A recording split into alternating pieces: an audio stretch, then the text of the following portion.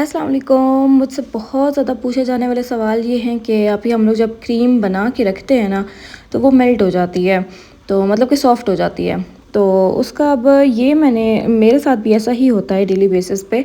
मैं मतलब कि एक केक पे क्रीम अप्लाई करके रखती हूँ, तब तक दूसरी सॉफ़्ट हुई हुई होती है या वो वैसी वाली स्टिफ़ नहीं रहती है।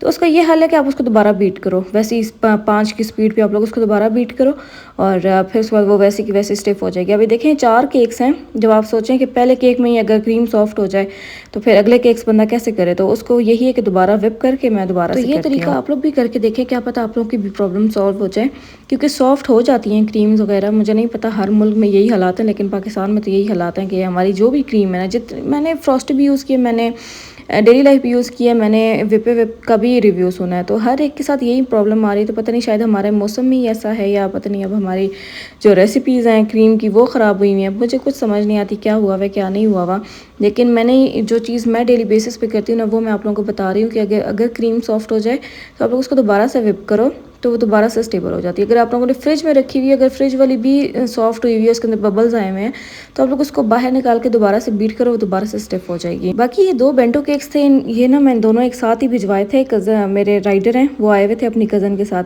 तो मैंने कहा एक कज़न पकड़ लेगा और एक आप पकड़ लेना। तो ये दोनों सेम थे, दोनों बेंटो के बॉक्सेस में थे।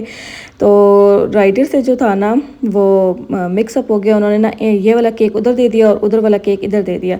तो जब तक वो अगली लोकेशन पे गए थे, पिछला वाला केक कट हो चुका था और मतलब कि बहुत ज़्यादा प्रॉब्लम हुई थी मुझे। लेकिन मेरी कस्टमर्स माशाल्लाह माशाल्लाह इतनी स्वीट थी ना दोनों। कहती हैं अगर रिसीवर को इशू नहीं है तो फिर हमें भी कोई इशू नहीं है, क्योंकि ये ना सरप्राइज़ गए थे दोनों केक्स, तो उस वजह से तो उनकी रिसीवर को कोई इशू नहीं था, क्योंकि ना मैसेजेस तकरीबन सेम ही थे। वो जो ग्लासेस वाली है ना, उन्होंने ऑपरेशन करवाया था, और ग्लासेस वाली को ना ये वाला हो गया गेट वेल सून का, तो उनके लिए तो ये भी सही था। लेकिन अब वो सोचें गेट वेल सून वाले के पास अगर ग्लासेस वाला जाए तो वो बेचारा क्या सोचे कि ये क्या लिखवा के भेजा है।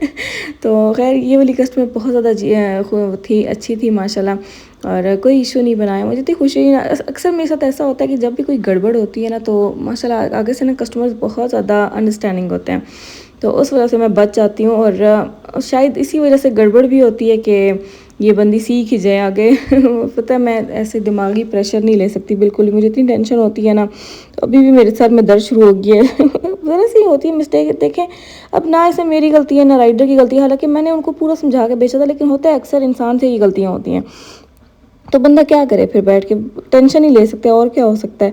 तो खैर ये था कि सब कुछ अच्छे से सॉर्ट आउट हो गया था, कोई मसला मसाइल नहीं होता। हालांकि मैंने कस्टमर को कहा था मैं आप कहती हैं तो नेक्स्ट डे मैं दोबारा बना के भेज देती हूँ, तो उन्होंने कहा कि मैं रिसीवर से पूछती हूँ, अगर उनको कोई इशू नहीं है तो आप बेशक ना बना के दें, ये भी ओके है, क्योंकि अंदर से सारा कुछ मटीरियल सेम था, बस जो मैसेज था ना वो हो गया था। तो कस्टमर ने मुझे कहा था कि कोई बात नहीं, हो जाता है, तो उनको अच्छा लगा, तो बस सही है, आप ना भेजें।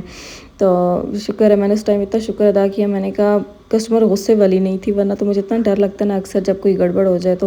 और बाकी उसके बाद वो जो थे ना, वो बेंटो +2 कपकेक्स थे। ये कस्टमर भी जो थी ना, ये पता नहीं कह रही थी मैं ऑफिस जाती हूँ, पता नहीं कहाँ पे वो बिज़ी थी, तो मैंने ना इनका केक सबसे एंड पे डिलीवर करवाया था। मैंने कहा ताकि वो एक्टिव रहें जिस टाइम उनका केक डिलीवर हो, तो इस वजह से बाकी जो 3 केक्स थे वो पहले चले गए थे, और ये वाला जो था ये फिर लास्ट में मैंने भेजा था। तेरे आगे कुछ भी नहीं, सब खाक बराबर, ये लिखना था, और बाकी I miss you, happy winters, और ये वाला सारा कुछ था।